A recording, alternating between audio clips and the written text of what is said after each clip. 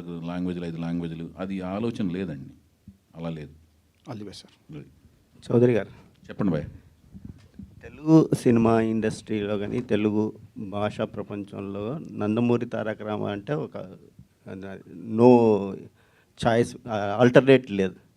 అలా Nandamuri Taraka రామాతోని title నేమ్తోని already ఒక hero ఉన్నాడు.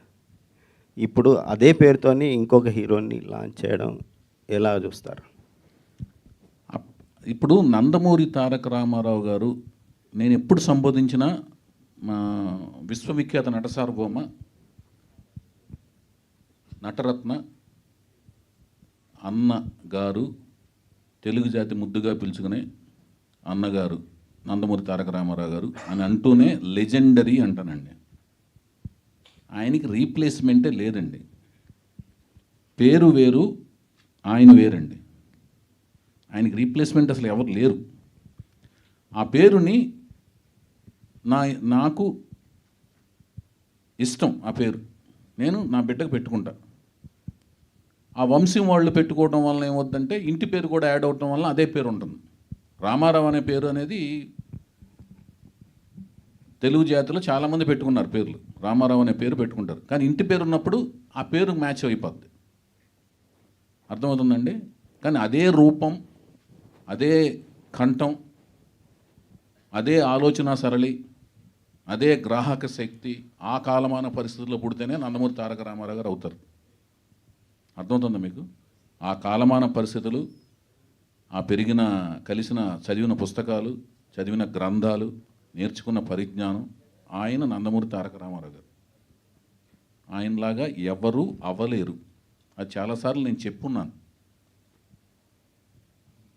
జానకిరామ్ గారు వాళ్ళ తాతగారి పేరుని వాళ్ళ కొడుక్కి పెట్టుకోవడం అది మన తెలుగు సంప్రదాయంలో ఎప్పుడోంచి ఉంది.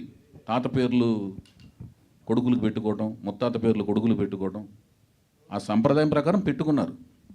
నేను తనను చూసి నచ్చి నేను తీసుకున్నాను కాబట్టి పేరు నేను మార్చడానికి లేదు కదండి. నేను ఎవరిని మార్చడానికి? వాళ్ళ నాన్నగారిని వాళ్ళ తాతగారు పెట్టుకున్న పేర్లు నేను మార్చడానికి నేను ఎవరిని? హరికృష్ణ గారును జానకిరామ్ గారు డిస్కస్ చేసుకుని పెట్టుకున్నారంట ఆ పేరు. మారితే విప్లవం వస్తుంది. అంటే జూనియర్ ఎన్టీఆర్ అని లేకపోతే ఆల్రెడీ ఉన్నారు, అది మళ్ళీ అది ఆయన పెట్టుకున్నారు కదా. సో ఈయనకి ఏమన్నా హరికృష్ణ గారు పెట్టుకున్నారు కదా. ఓకే, హరికృష్ణ గారు ఆయన పేరు ఆయనకి తారక రామని పెట్టారు, తెలుసు కదా మీకు. అది ఆయన పెట్టుకున్నారు. ఇప్పుడు వాళ్ళు తండ్రులు వాళ్ళ తాతలు పెట్టుకున్న పేర్లని లేకపోతే వాళ్ళ ముత్తాతలు పెట్టుకున్న పేర్లని మనం మార్చడానికి లేం కదండి. అది ఏమన్నా ఇప్పుడు స్క్రీన్ నేమ్లు ఎలా మారుస్తాం అంటున్నాను. అది నేను వాళ్ళకి ఇచ్చిన పేరుతో నేను రిలీజ్ చేస్తాను. ప్రజలు పిలుస్తారు, మారుస్తారు. ఇలా వాళ్ళు ఇలా పిలుస్తారు. ఇప్పుడు రామారావు గారి పేరు ఫస్ట్ నుంచి ఎన్టీ రామారావు అని వేస్తున్నారు. ఇది పాతాళ భైరవిలో ఎన్టీ రామారావు అని వేస్తారు. కొన్ని సినిమాల్లో నందమూరి తారక రామారావు అని వేశారు. జనాలు ఏమని పిలిచారు? ఎన్టీఆర్ అని పిలిచారు. కొన్ని ఊర్లో ఎన్టీ ఓడ్ అని పిలిచారు. కొన్ని సినిమాల్లో కొన్ని ఏరియాల్లో రామారావు సినిమా చూసానరా అంటారు. వాళ్ళు కన్వీనియంట్ పేరుతో పిలుస్తారు, ఫుల్ పేరు వేస్తుంటారు.